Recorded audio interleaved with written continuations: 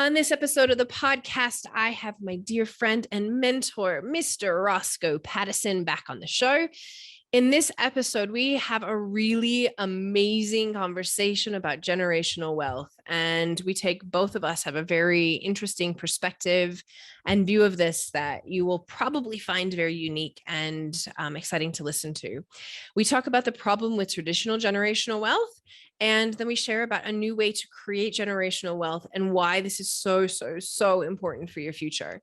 We even drop in a little bit into AI and robotics, and Rossco shares his thoughts on how education, culture, and technology will be key in creating generational wealth. We look at this not only from a family perspective, but from the greater picture with what is happening on the planet right now. This show is sure to expand your mind. Every time I have conversations with Rossco, they always do. So please enjoy the show. Hello and welcome to this episode of the Wealth Alchemist podcast. I am Carrie Norley, your host, and today I have Rossco Paddison back on the show with me. It's exciting to have you here again, Mr. Rossco. It's good to be back. I love it. Rossco is the CEO of SyncDAO and the lead trainer at New Money Institute. And Rossco is one of my all-time favorite mentors in the entirety of the world. He has been working to teach me around decentralized finance, business, and helping to bring this message around crypto and new money and all these wonderful things to the world. And so it's really such an honor and a pleasure to have you here today. We are going to drop into a conversation around generational wealth. And I asked Rossco to come on the show today because he has a lot of insights into generational wealth. And this is a very much so part of my work, having come from a wealthy family and being in generational wealth.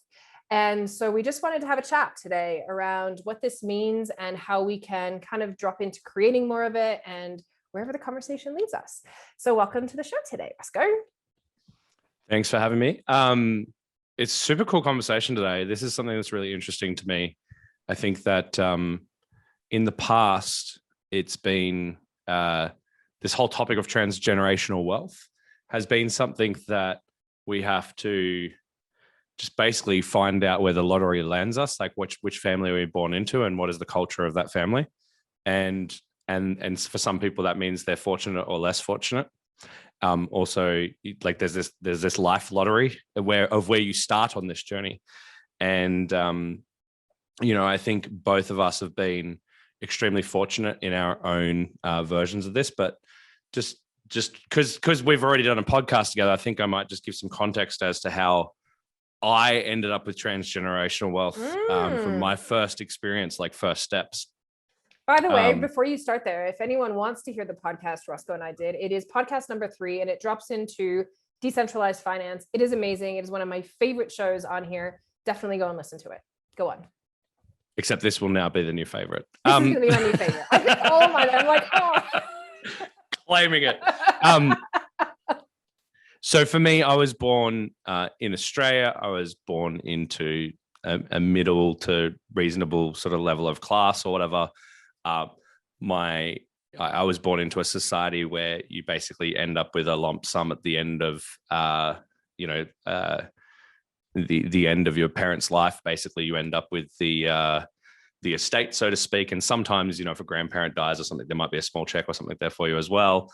And there was in my family at least, there was no real conversations around money. I could definitely see that my parents strived a little harder than the generation before to do well for themselves. And I think they had, a reasonable amount of success for themselves in their view.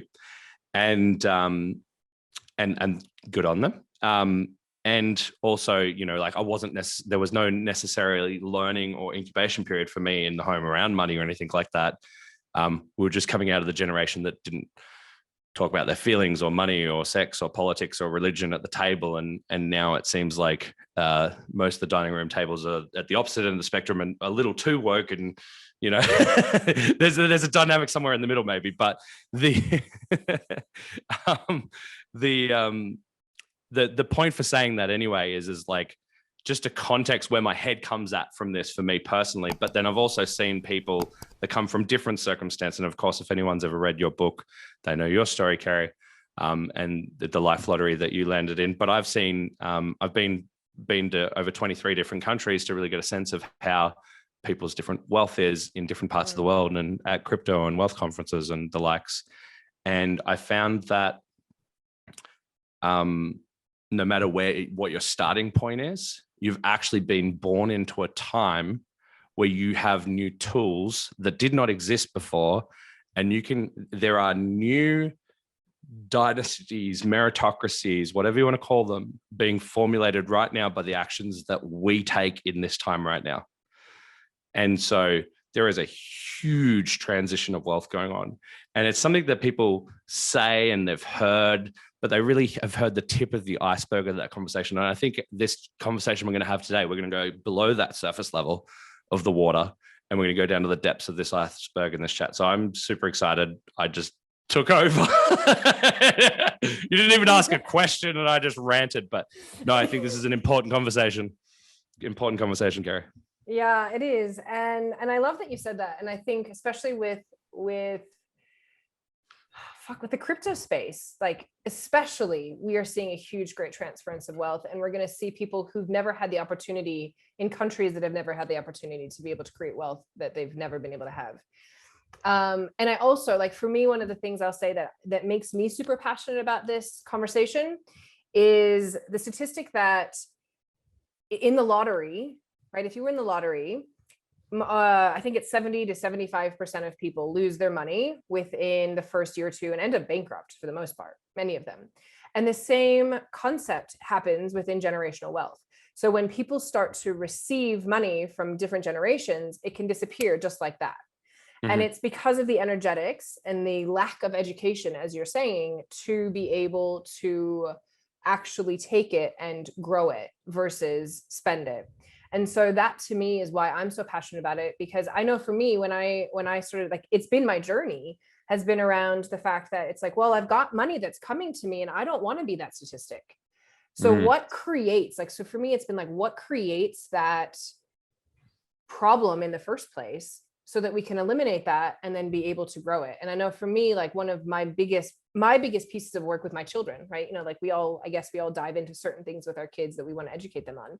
But for me, it has been money because of that exact reason. Because like you said, as much as I learned about money to begin with, like, I got a checking account, or even when I was littler, before I had a checking account, we got our allowance and we put money away and we did our tithing. And so all the things that a lot of people may just be hearing right now for the first time, that's an important thing to do. I was doing since I was a little girl. And then even when I turned 14, so I was a freshman in high school, my parents gave me my first check account and they gave me all of my allowance. And they said, here's your allowance for the year, figure it out. And so in those ways, like, I learned to hold wealth early, but I didn't actually then learn how do I make it for myself? And then how do I actually take that and grow it? I learned how to receive it and spend it. So, and hold on to it to make it last. Right. And so you learn how to receive, spend, and ration that. Yes. And I think a lot of people have that down. Yeah. I think a lot of people have that down. Yeah, totally. From the beginning. Right. And I don't know. I mean, I don't know from that age, like that's that people learned, but maybe. And then as I started to accumulate more and more wealth, I learned how to really, like, hold on to that wealth. But it's not something that most people teach. And I don't think I learned it. I'm going to say this too. And I think this is a problem with some generational wealth. When we receive it, I don't think I learned it in a healthy way. I learned it as, don't you dare spend that money. If you do, you're a bad person, and you can only spend it if it's on your house or if it's on education. And so it was more fear built into me not to spend it than it was like, I'm going to educate you on what to do with it. And my stepdad actually is a financial advisor. And even in the conversations I would have with him, I'd want to ask him more and more things because I wanted to understand it. And sometimes he'd talk to me about it. And sometimes he'd give me these really broad, unhelpful answers. And so even in that place, like, it's really interesting, I think, when we start to look at how families teach money, that it can still be, like you were saying, really superficial level, even when we have money. And I think that's to the detriment of all people. And that's why people then lose the money, because you learn how to hold it. I mean, you learn how to get it and spend it, but you don't learn how to do anything with it. And Right. I also find that with generational wealth, that a lot of people, especially when you receive it this way, if it's within a family structure, then you get to spend it the way they say to. And oftentimes we're then put into a lack of purpose life, right? Like, it's like, Well, go I do think this. I think it'd be lovely if you could get to spend it the way they say you want to. But unfortunately, when we think about families, it's not as direct and linear as that. You know, there's inferred shame and guilt that happens if you disappoint by buying something that's slightly outside the line, but within the colored lines, but a little bit questionable, or X or Y or Z. I just want to bring this up at this point, that I think there's, like, if you were to imagine a three-pointed star of how you create a three-pointed star being a triangle, by the way, that's the flavor of that shape. If we were to imagine a triangle that had 3 points, and like all triangles do, and there was three key parts to make transgenerational wealth happen, I think they would be the following. I think the first would be education, like just teaching the fundamentals of actually how money and wealth and finance and wealth creation actually works. Like, what's the fundamental building blocks of it, educating and actually teaching the inside of that. The next thing that I think would be stupendously important to create transgenerational wealth is culture. And I mean culture of the family, culture of the unit or the tribe of people who are trying to create the transgenerational wealth. And I think it'll be more than just families that try to do this in the future. I think there'll be people with shared ideologies that come together as a tribe to create transgenerational wealth. And we're seeing a lot of this with intentional communities and all sorts of different things happening out there in the world. So there's interesting things there. And then I think the third piece to this three-pointed star, which is a triangle, is technology. And this could be the technology could be a piece of paper and a pen, as long as the culture and the education supported it, and that technology had the ability to generatively constantly create ever-flowing outcomes that support this little trifecta. And so Kerry's got it up there on the screen for those of you listening into the podcast. But yeah, so education, culture, and technology. Education, culture, technology. I think they're the three things, because, education is very linear, technology is very linear, culture's not, and this is why your work is so important with people, Kerry, because, people need to up their ecology, beliefs, behaviors, all these different things that impact culture. And they're like the mini software programs we're running as humans. They're like, they're the beliefs, they're the behaviors, the automated responses that we have based on the environment we live in. Because mummy went to the shops and that's how she reacted when she broke the last $50 note in her wallet. She broke down in tears because she couldn't afford the groceries. So that makes this mean X about me. That is going to it is going to hinder the maybe goals of the family to have transgenerational wealth, if that even is the goal. Like 99.9% of the time, I don't know many people that focus on transgenerational wealth as a goal. Like, they say it's like a nice to have that they tick on a box at the end of like like when they write out their personal mission statement, they go, and it'd be really nice to impact future generations. And they say it as like this pretty party line. Like, it's so true. Do they really mean it? It's so true, because it actually takes work to create generational wealth. Like, you have to, and it's funny because our people in the world, less and less as technology comes in, though, right? Yes. But it's a mental work, and it's like you actually have to purposefully want to do it. And you're right. Like, I know people who are like, fuck that, I'm gonna just spend all my money and ride into my grave with, who cares? Like, my kids can figure it out. Why I didn't get handed, like some of those, right? I didn't get handed my money, so why should I have to care about my kids get handed money, right? And the other thing that it's interesting that you say around generational wealth and the mindset beliefs of our parents, but actually generational wealth, like our beliefs and our DNA comes from 7 generations. So this is like generational wealth, whether you're actually consciously choosing to want to invest in a way that you can pass on wealth to your kids or to society, however you choose to. you are also taking through 7 generations of beliefs that are like within your unconscious, within your energy, within your field, that are creating whatever you are doing in the world right now. It's being filtered through all of this stuff. So if we can consider, like, there's been famines, there's been world wars, there's been all sorts of problems that most generations have lived through at some point in time. There's been some sort of not so pleasant part of life that has made us contract and hold money, like right now, right? Even in the world right now, how many people have contracted and gone, oh my God, I don't know what to do, because we don't know what's going to happen in the future with the economy happening right now. And so there's been a lot of contraction in holding onto money. And so that part of our DNA will then move into, especially if you're pregnant right now, holy moly, moves into your children. And even if you're not pregnant, the thoughts and beliefs that you have, if you have kids right now, you are 100% imprinting that onto your children. And so that's the piece where we get to really start to shift when we start to look at why it's important, as you said, to like unpack these beliefs that we've had for so many generations, so that we can choose, if you, like, as you said, if you want to be able to pass money on. And I would say that even if you're not like, I don't have kids, even if you're not thinking about passing money on, like there's a part of it that is even just for like, what's going to do for retirement? Like, how do I build my wealth so that I can quote unquote retire?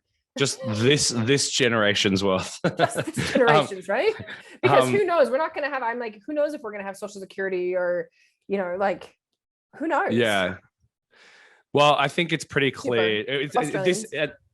This is pretty clear to me. It may not be clear to everyone, but you know, like I'm a DeFi nerd and in a technology company, and I, you know, listen to a lot of weird ideas all the time. And for me, it's pretty clear. For me, it's pretty clear that we are going into, like, the last 25 years, the world has changed so much since, you know, the iPhone and the internet and whatever. Like, it's if you took a time machine back then and came to now, it's quite different. If you take a time machine, if you were able to take a time machine jump 15 years into the future from now, I think it's going to be stupendously different. Knowing where AI is at, knowing where robotics is at, knowing where biotech's at, knowing where augmented reality is at, knowing where crypto's at, knowing where all these technologies are at, I know without a shadow of a doubt that the world we'll live in tomorrow is going to be different than today. And there's only going to be sort of 3 main things that matters. There's going to be working on the robots and making sure and policing them and making sure that they're doing a good job and they're coding and doing cool, smart things, right? There's going to be investing, owning the robots. And I'm just giving you like let's say the benevolent robots. So let's call this a utopian scenario, okay? Then, right? So there's going to be investing in the robots. There's going to be fixing the robots and programming the robots. And then there's going to be making life fun, meaningful, or experiences, you know. They're probably going to be the 2 or 3 main lanes. And to me, it's quite obvious that we're going in that direction. Like, I'm looking at ag tech at the moment, which is agriculture technology. This is my hobby. I study different technologies in my sleep. But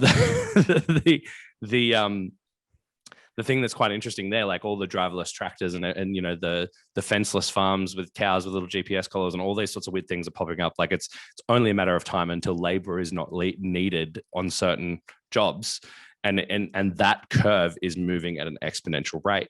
Scarily, I think, actually.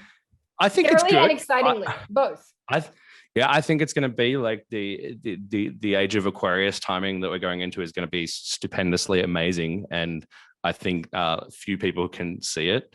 What I am most excited about, though, is that we have the time to spend on culture shifts and paradigm shifts with where the world's going. Yeah, we have to. We do need to have our education and our shit sorted around having our finances in place so that we have a seat at the table. But even if you screw that up in this lifetime, you can still, just with the time you have left, set up the next generation for a better game by the actions you take in this lifetime, even if you don't create wealth for yourself.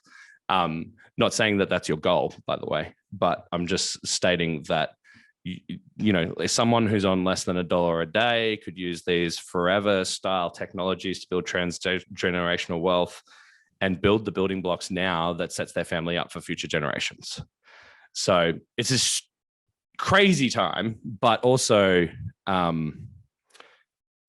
me, it's so clear that this is the moment in history where you make a choice and you get to consciously make it. Absolutely. Absolutely. I put a post up the other day, actually, after watching the video that you sent. We should put it up here in the show notes, actually, around the robotics that you sent me. It's a short video. I'll pop it. I'll remind myself, actually.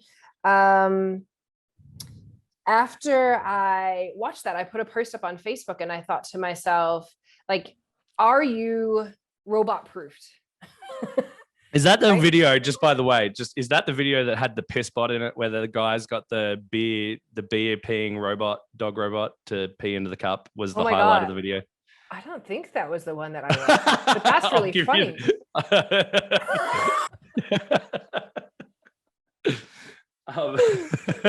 We're going to find that one too. And so I just think it's like a question to start to ask. The future is hopeful. Right. Robots will pee beer right into your cup. Hilarious. The shit you watch.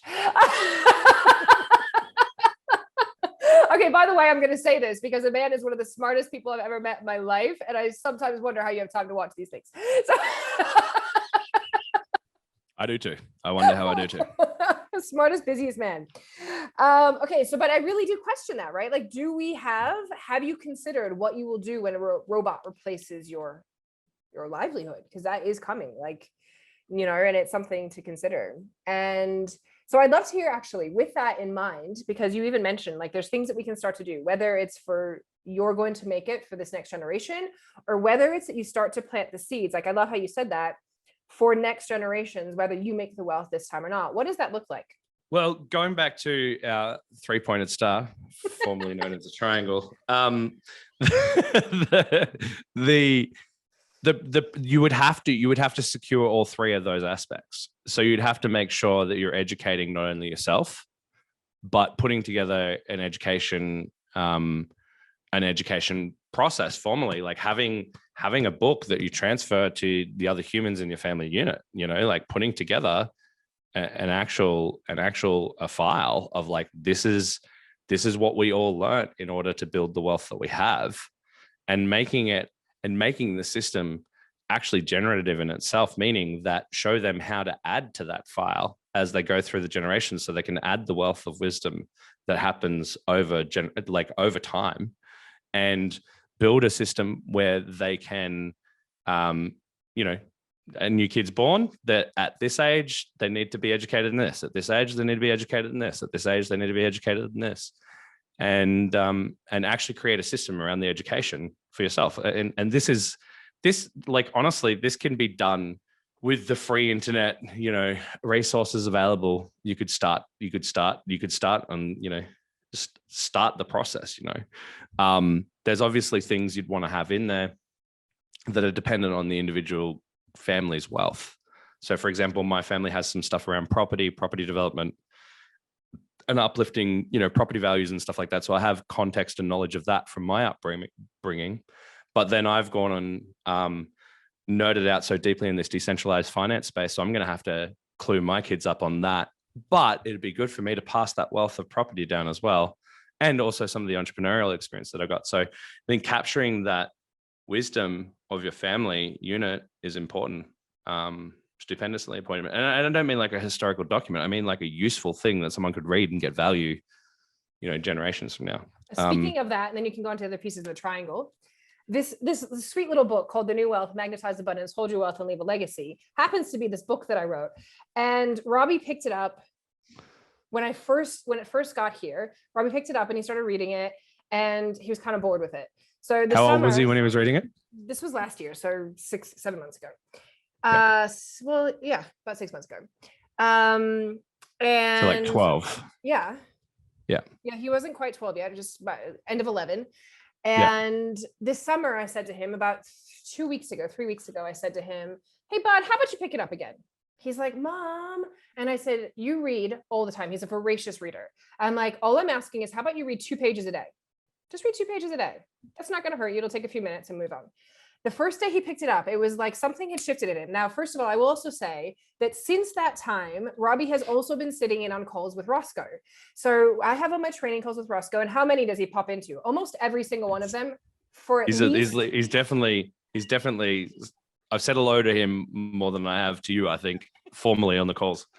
Right. And he loves coming in and learning. He doesn't always stay for the whole call, but he'll take on 10 minutes and he's learning. And like, we're getting him into the different financing things. And today it was really funny. Like he said, Mom, but what about this? And so I was like, oh, that's something you don't know yet.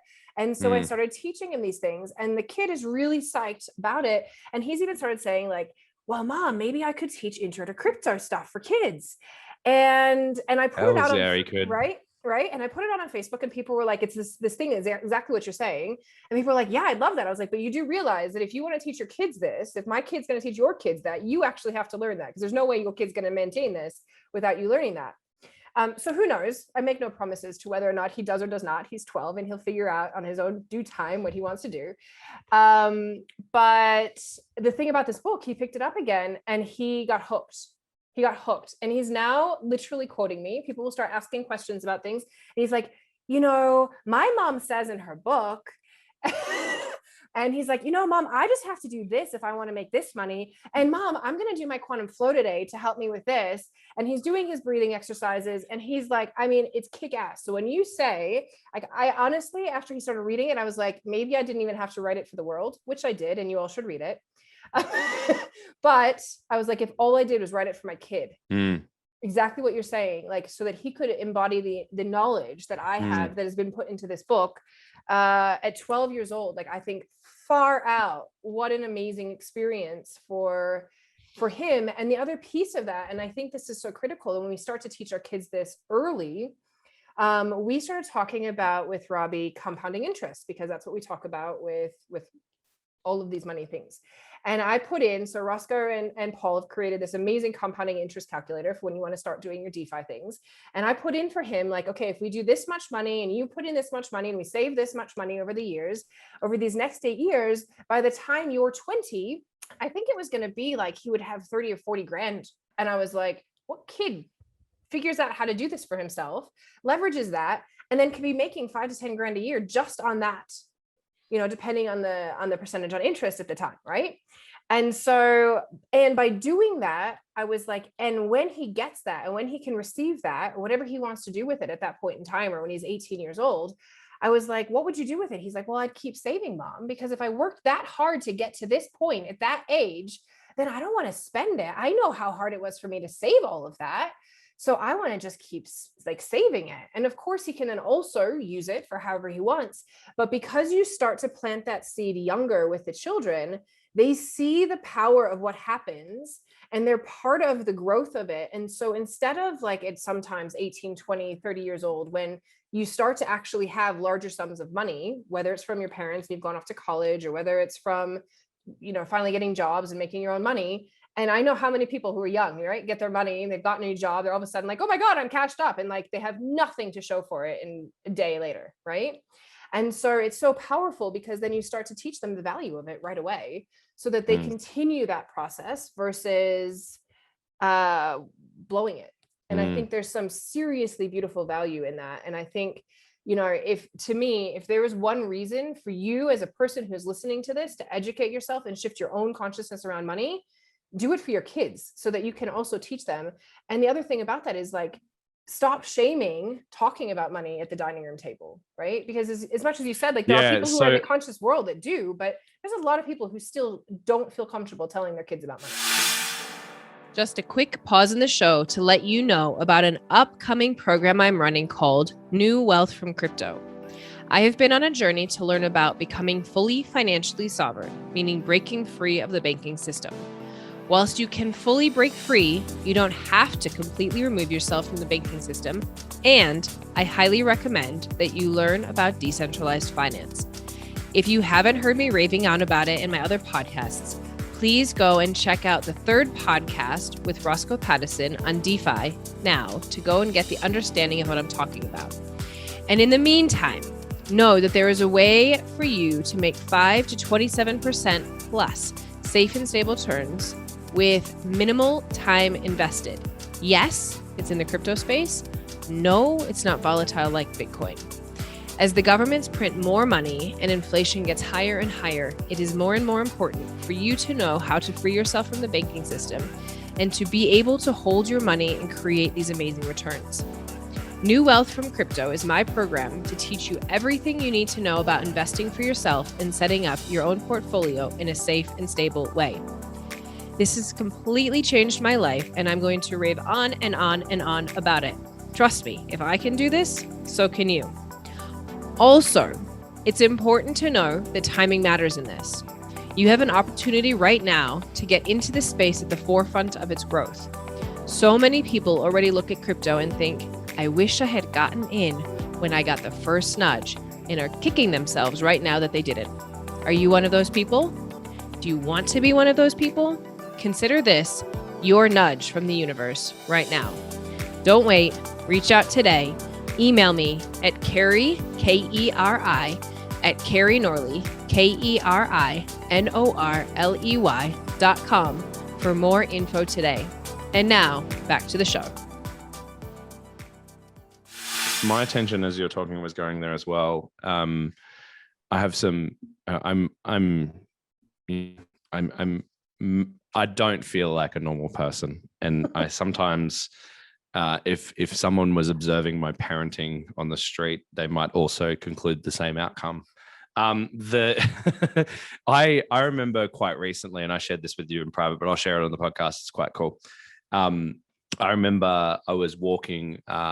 I've got with Chase, my son, who's just like early school age, and then my daughter Piper's preschool age, right?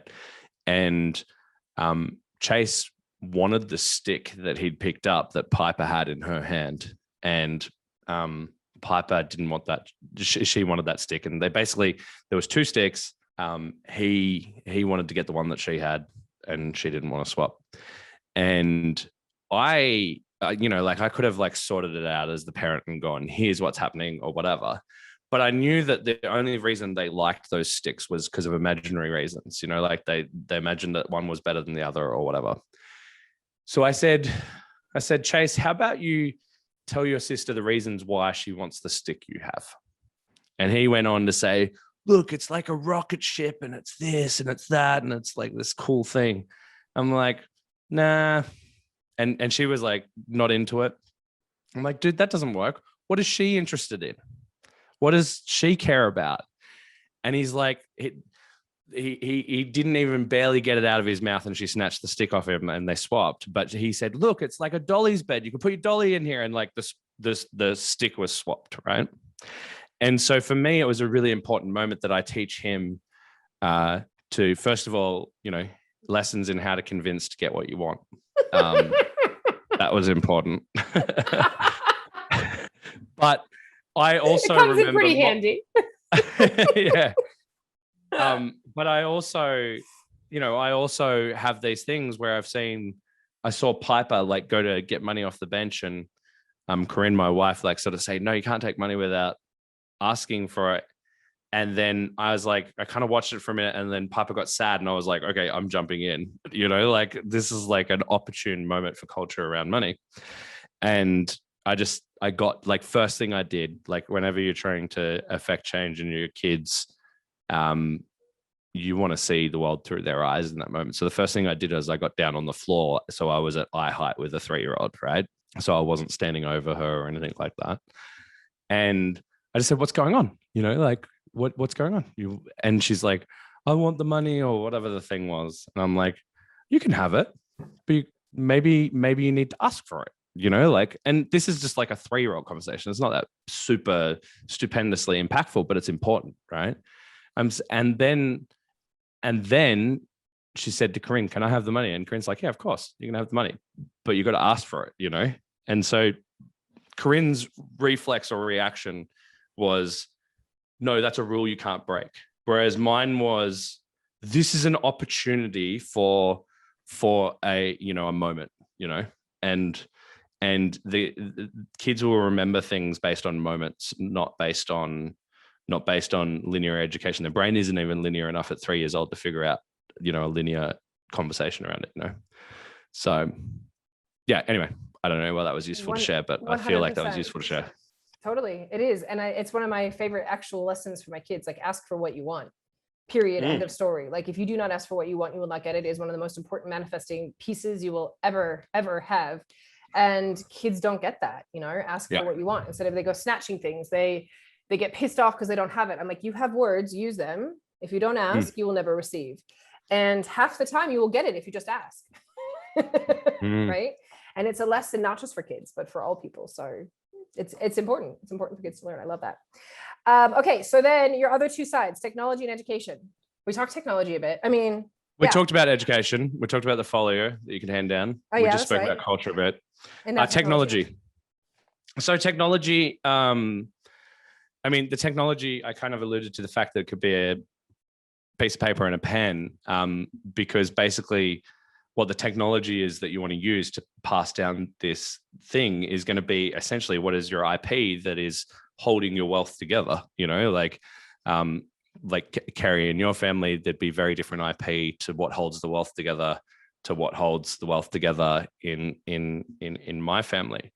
And so technology could be, it could just be a system of like, this is the way we invest. And it could be written, the system could be written out on a piece of pen and paper. And this is very separate from the education because this is specific to a schematic of a system that creates the wealth in a generative way for the family, right? It's very different to the education because the education is fundamental to them being able to even look at the system and make sense of it, right? And the culture also is important that they would be able to look at the system and make sense of it because it would echo a set of values and ideals. So it could be a piece of paper, but it also could be things like decentralized finance money Legos. You know, it could be these building blocks in that kind of sense. It could be you know, a stock portfolio. It could be a system of multiple different types of assets working together to generate returns. And so I use the word technology because this system will be able to be ultimately automated in a transgenerational nature. If you still have 20 or more years left before you pass over, then you've got plenty of time in order to build a system that will traverse many generations. 20 years. That's amazing. Because so many people are taught, I've never heard you say that. So many people are taught, like, we have to start from such a young age. And if you're 50 years old and you haven't started your retirement portfolio, you're kind of screwed and da. So why 20 years? Why do you say that? I think to just have the technology in our hands that'll make it so that 5 generations from now, your great grandkids can jump in an augmented reality or a virtual reality machine and have a chat with their great grandmother. I think that stuff will be here inside 15 to 20 years easily, and we'll record a certain number of things to leave. You remember in Superman how he could talk to his like dead parents in the hologram? Yeah. You'll be able to make one of those before you die for sure. Oh my god, that's wild. It yeah, really is wild. Imagine when you're doing family systems work and you can see the 7 generations back of like your parents and your grandparents. And you can ask them, you got 2 like, people, 4 people, like? 8 people. Yeah, you'll have like 1,024 people of 7 generations standing there in a grandstand, and you'll be able to have a conversation with every one of them 7 generations from now. Wow. Yeah, shit'll get weird. Oh my god. Yeah, that's crazy. So okay, so with technology, and you talked about DeFi. It actually makes a lot of sense though. It's not actually that crazy. It's actually like it's the trajectory we're on. I know. Yeah. I know.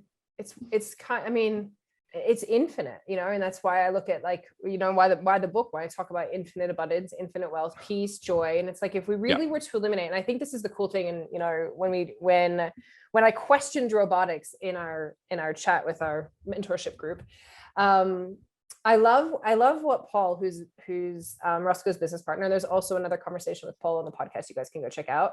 And I love what he said was, if we didn't have to do all the things that we were doing all the time now to survive, right? Because we are actually living in a place, in a space that we're infinitely abundant because we've created this, then what would you do? Well, you would actually have more loving connection.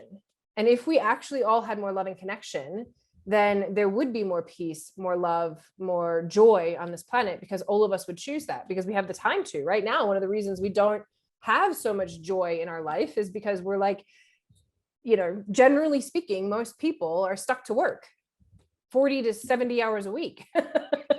Right. And so if you eliminate that piece that people don't actually have to work those immense amounts of hours because there's alternative ways to create wealth, then we get to have the time to just enjoy our life, and we get to actually develop into this more socially, emotionally amazing human being. And I think that was a really beautiful thing that he'd said. I was like, I like that spin on things, Paul.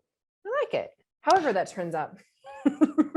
I don't know how weird you want to get, but I have more weird thoughts. So I've been listening to a lot of podcasts by Balaji Severson, who's the ex-CTO of Coinbase recently, and he's obsessed with this idea that we have a pseudonymous economy coming, meaning people will have avatars by which they deliver products, services, and meaningful goods behind a pen name, essentially, right? And so we're seeing this already. I mean, Satoshi Nakamoto created Bitcoin in 2008, 2009 behind a pseudonym, just a random guy on a forum on the internet. And we've seen this pop up a lot throughout history. It's actually existed for a long time. Pen names weren't created by our generation. It's existed beforehand. But what we're getting is we're simultaneously having this at a time in history where cancel culture is like sort of like peaking again at the moment. And it has throughout history. We've had the burning of the books time and time and time again when you look at historical lines. But what we're also going through is such a crazy pace of innovation that this might be the one time in history they're unable to burn the books. And so we have all these different social medias and things sprouting up, and different ways to store historical data, including blockchains creating, filing systems and all sorts of different ways in which you can't be cancelled. So what's quite interesting. Can they actually put books onto blockchain? Can you actually put? Yeah, there's filing storage systems being built in a blockchain decentralized way. So you'll be able to have like a whole Google Drive of things you'll be able to pass on with a set of keys to people in the future. Yes. Very cool. So you'll be able to have an uncensorable filing cabinet, so to speak. So why I'm mentioning this is my hallucination while you were talking is that you might even end up, the family might own, 20 of these pseudonyms, and they are actually income or revenue sources for the family, the work that pseudonym produces or the products or services that thing works. So you might literally be working behind a pseudonymous name that 5 generations from now, your great whoever's is using the exact same personal brand, the pseudonymous one that's built credibility and a reputation in a pseudonymous world. That's wild. And then you walk down the street and no one knows who you are. So you can be like invisibly super wealthy and have impact and influence without it having to be from an egoic pursuit, and being able to do it from a really humble place and just being a normal human and not having to put your reputation on the line to get your ideas across. I love that. Love that. Yeah, that's like, I'm going to sit with that for a second. By the way, whenever you talk to Rossco, something's going to blow your mind. And you'll laugh about it while you do. I think it's incredible. Like, I think that is where the world's going. I think that's amazing. Like, and even now, as you say, like, you can have a pseudonym and you can be anonymous, and I'm like, oh my God, that my entire being was like, oh, that sounds amazing. Having it's like really safe because you don't feel a personal attack, right. Like I'm like, that's what I'm saying. You and I being the people who put ourselves on the line and say things that the world doesn't want to hear, and it comes at me, right? Like, I'm the one who's being attacked. Like, I'm like, oh my God, amazing. I could just not have a face to that. That would be kind of But you still will have, like, you still individually obviously will have an identity and a personality and all those kind of things, and that will be important. It'll just be less, our human interactions will not be based around so much the work we're doing as opposed to just the meanings we're making. So it'll be, a lot more intentional. I love it. And a lot more about communities and all sorts of things. Interesting. Yeah. Okay, so the other piece that I want to drop into before we wrap this up, because you talked about technologies, and the only technology that we haven't really talked about is the DeFi technology and forever money. So talk about Forever Money, because it's one of my favorite things that you guys are building out right now.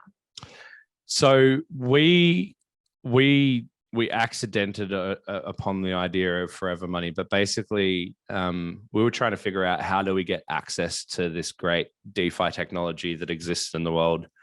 And if you don't know what DeFi is, go check that episode number 3. But basically, it's the ability for you to get access to all of the different financial instruments that were previously reserved for the financial elite, that were, sophisticated and had the friends in the right places. So this gives, there's tools now that give you access to things you couldn't previously have access to. Like you could actually be a bank within about 20 minutes and be lending a stranger on the internet money somewhere in the world and be earning a tidy return in a safe and secure way, because of this DeFi technology. And so you can get better than bank returns by being the bank, which is quite cool. And do a peer-to-peer network where we resource each other rather and cut out that tyranny of the middleman with his glass ivory towers, so to speak. So DeFi has all of these functions where we can do things like lending and borrowing. And specifically, I'm building a product that automates and aggregates a bunch of these DeFi returns so that you can do less of the button pushing to produce the outcomes you want. And we created this interesting function where we wanted to add in a layer of people who could basically be like the geniuses behind the proverbial genius bar to help people use this DeFi stuff. And so, people like Kerry, for example, will have the ability to share SyncDAO with other people, and Kerry will get rewarded for helping people with it, and helping them go through the process. And there's education, there's learning, there's customer service function in the sense that people will go, hey, what's happening with this or that? Or, there's also marketing functions where Kerry goes, hey, there's this new thing that SyncDAO is doing, or that new thing, or like there's this need for this workforce. So although we want to cut out the ivory towers of the banks, we don't want to cut out the front line of customer service and tellers. Like people still actually want help with stuff. So we're making sure that gets included in the new world through what we're doing with SyncDAO. And when we did that, when we added that function, we had to add this mechanism so that the affiliates got rewarded for the work that they did in a fair and just way. So when someone deposits into SyncDAO, they're actually creating what's called a perpetual vault token in that moment. They're doing what's called minting by depositing their funds into a smart contract so that money will work forever. And by forever, I mean forever. They can't withdraw the money. However, what they can do is that receipt token or perpetual vault token that they've been issued, they can sell that back in the market freely. So they can get their money. They can have an experience of getting their money out, but they're not technically withdrawing it. That money will actually, when you deposit $1, it will work forever beyond my lifetimes. So and yours and everyone else's, right? So yeah, it's this machine to be able to build that. It's quite intricate in design. Obviously, we've just had a very top level conversation around it, and it could raise a lot of questions and concerns and all those kind of things, which I acknowledge. And it's been done in such a way that it's completely non-custodial, which means you're in control of how this works for you. You're not handing your money over to someone. You're wrapping it in a piece of code that has a set of instructions that you've dictated to get it to do a certain set of behaviors, so that it can produce some financial freedom for you, maybe for the people you care about as well. So what happens is like you set up your account or whatever, Kerry, and we need to make sure that transfers to the next generation. We need to make sure that there's a plan in place for kids like Robbie, for example, to be able to, if anything happens to his mum and dad, what does he do to, unlock that wealth? And there's actually, trying to remember the name of the book. There's a really good book that we should put an Amazon link so people can buy the book, the play-by-play, step-by-step process for people to be able to write a plan to put with their will. Oh, yeah, that book. Uh-huh. I can't remember the name of the book off the top of my head right now, but we'll put it in the show notes. Keep talking. I'll remember it. Go. Well, I mean, I was pretty much at the finish line though, Carrie. Okay, you're at the finish line, because I actually want to wrap like what you just said, because you get really technical. Yeah, I do. Blah blah blah. Rossco said some things. It's possible thanks to technology. Good. Cheers. Right. So in some it actually is though, guys. It's not just like some waffle. So in some languaging that people might understand, one of the ways that I love that you actually talk about this to make this really, really simple. For example, we have a desire for many of us to have something like a phone or a computer or something like that every couple of years or every year. And so in very plain and simple Taurian self-speaking English language, what you can do is decide that instead of spending your $1,000 on a phone and you go and give it to Apple, you're going to put it into SyncDAO. SyncDAO is going to be able to create money off of that, so that every 2 years you have enough money effectively to go and buy this phone off of that first $1,000. And so it's perpetually making money for you over and over again, instead of taking $1,000 and then $1,000 and always having to create the $1,000. The $1,000 that you originally would have invested will continuously be able to make you enough money to buy that phone every 2 years. And that concept, right?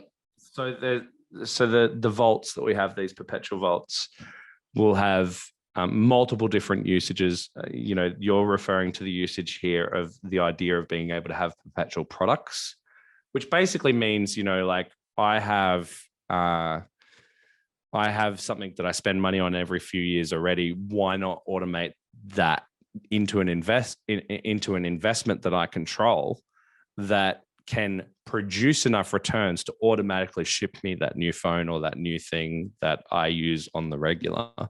That's definitely one piece of it. Then the next piece that these perpetual vaults can do is cash flows. So you could actually build yourself like a universal basic income. You could go, right, okay, the family needs 50 grand a year just to have a roof over their head or whatever the thing might be, right? And you could work towards that as a goal. So cash flows are one of the potential use cases for these perpetual vaults. Another one is that you might like an asset class you want to be acquiring more of, but you want to acquire it from a place of where you have safety in your initial deposits. And you might be want to acquiring something like Bitcoin from a place of safety where, if you put $10,000 in, you've still got that $10,000, but that $10,000 is working to produce a return. That return is then buying something like Bitcoin if that's something you want to get into. So that's the cash flows option. And then it might be some sort of savings piggy bank thing. You might have, Robbie is a good example of this. You might have a piggy bank that's just locked for the next 15 years that he can't touch until he, reaches a certain age or whatever it might be. So there's those they're the kind of different ways in which it can be used. So there's technology, and that's just one of the building blocks. I mean, I'm not here to spruik our product. I'm here to spruik the idea that I want for you, each and every one of you listening to this, to be able to, make choices consciously, right? I'm going to set wealth up to be this way in my family, and then use the tools that you have around you in order to make that happen. I happen to have one of those tools that you should have in the tool shed, but there's other things. There's like the work you do with Carrie and the work you do with other people to make sure you get that 3-pointed star system nailed. So funny. Speaking of work that you can do with me, I am very excitedly launching my first DeFi program. Hey, Rossco, I'm so excited. Yeah. And so and I'm saying this because what Rossco and I are talking about here is in development. And so you have to wait, whether you guys, whenever you hear this, if it's current, like when this first comes out, it's not ready yet. It'll be out in the next few months, and we'll keep you posted. And the reality is I'll probably have Rossco on again, and we'll go really deep into this understanding, is specifically around SyncDAO and this product. But until then, you can still get into DeFi, and you can still reach out to me, and you can still find out more about it and hop into my program and learn how you can start getting income from a safe and stable way already, and start building your generational wealth already. And I have my Wealth Codes program, which also helps you to then shift your mental energetic blocks around money and wealth. So to me, like you said, they marry. Like we can't just have one without the other. And there's so many people who it's like, we want to create this, but you don't even have the mental consciousness, the energetic consciousness to be able to go out and do it. It's why I teach both programs and why I think they're so critically important. So thank you for that. I also want to say I did find the book, Crypto Asset Inheritance Planning. I will put a link in. I would just highlight, based on what you shared with me, it's kind of like if someone wants to get the education and the technology piece, they do your DeFi course. If they want to get the culture piece, they do your Wealth Codes course. Yes, exactly. Perfectly said. Thanks. Good chat. Glad we had it. On that note, good chat. I know you have to run and we are at about an hour anyway. So is there anything else you want to wrap up and say for this conversation today, Mr. Rossco? I want to wrap up with this thought, which is stolen off the Tim Ferriss podcast. He asked the question, if you could put anything on a billboard to say to humanity, what would you write, as the billboard? So the question I want to ask the listener, and I'm going to bounce, I'm going to hit leave on the Zoom room when I say this, and I'm going to mic drop. You ready? Ready, go. The question is if you could write a billboard to tell all the future generations of your family one message around wealth, what would you tell them? And it has to fit on a billboard. Mic drop. Thanks, Rossco. This has been a great show. Mic is dropped. Everybody, have a wonderful day wherever you are. I really consider that really powerful question, and we'll see you on the next show. Thanks, Rossco, for being here. Cheers. Thanks. Thank you so much for listening to this episode. If you love what you heard, please help us get this message out to more people, because together we rise. Please review it, subscribe to the show, and share on social media. When you share, please tag me. On Insta, I'm at Carrie Norley, and on Facebook, I'm facebook.com/Carrie Norley1, or Carrie Kaplan Norley is my official name there. Please come and connect with me on social media and say hello. I love hearing from my listeners. And thank you so much for your support. I'm so excited to help you bring in the new wealth.